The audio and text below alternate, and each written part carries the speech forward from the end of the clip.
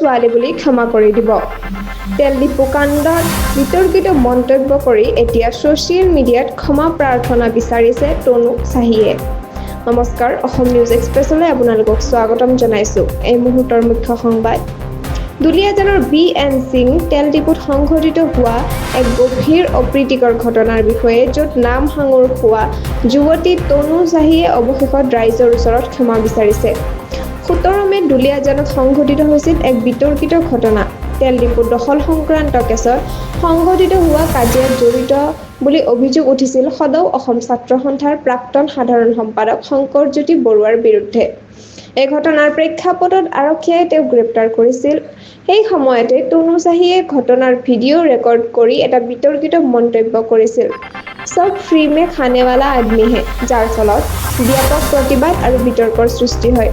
অৱশেষত তনু চাহিয়ে নিজে প্ৰকাশ কৰে দুখ আৰু ৰাইজৰ ওচৰত ক্ষমা বিচাৰে। তেওঁ কয়, "সেই সময়ত ভয়তে মোৰ মুখেৰে অনিচ্ছাকৃতভাৱে তেনেকুৱা কথা ওলাই পৰিছিল। মই নিজেই অসমীয়া ছোৱালী, কেতিয়াও অসমীয়া জাতিৰ বিৰুদ্ধে কিবা ক'ব নোৱাৰোঁ। তেওঁ সকলোৰে ওচৰত কাকতিভাৱে কয়, মোক নিজৰ ছোৱালী বুলি ক্ষমা কৰি দিব।" ইপিনে এই ঘটনাৰ তদন্ত সম্পূৰ্ণ নোহোৱালৈকে BNC তেল ডিপু বন্ধ ৰাখিবলৈ নিৰ্দেশ দিছে প্ৰশাসনে।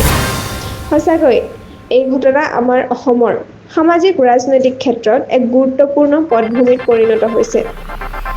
এটা কথাই কৈ থকা হয়, ভুল কৰিব পাৰে মানুহে, কিন্তু ভুল স্বীকাৰ কৰি আগবাঢ়ি যোৱা সাহসিকতাৰ কাম। এতিয়ালৈকে এইখিনিয়েই।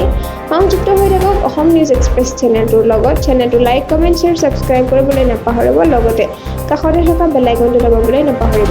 ধন্যবাদ।